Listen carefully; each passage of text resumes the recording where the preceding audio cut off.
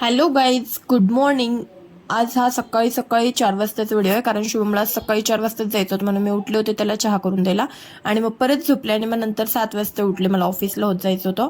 मग आज होतं दीपपूजन, त्यामुळे मग मी छान दीपच्या आमचं औक्षण करून घेतलं होतं, छान तयारी वगैरे केली त्याची. आणि बघा तो एका जागावर बसत पण नव्हता, मग त्याचे छान पाय धुतले, त्याला टिक्का लावला आणि त्याचं औक्षण करायचं होतं, पण त्याला अजिबात बसायचं नव्हतं तिथे.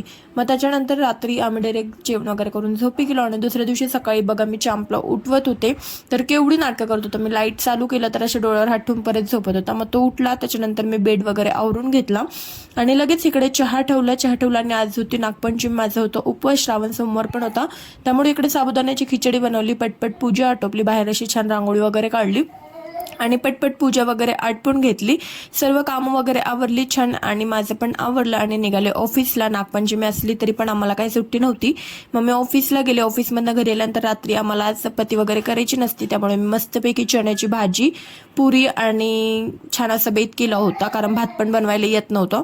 मग त्यानंतर तरी पण मी रात्री 11 वाजेपर्यंत वाट पाहिली आणि शुभम येणार होता 12 वाजता, त्यामुळे मी भात बनवला आणि 12च्या नंतर भात खाल्ला, कारण मला रोज भात लागतो. आणि मग डॅडाची अशी वाट बघत बघत खेळ खेळत करत आम्ही झोपी गेलो. असा होता आमचा आजचा दिवस. व्हिडिओ आवडला असेल नक्की लाईक करा. Bye guys.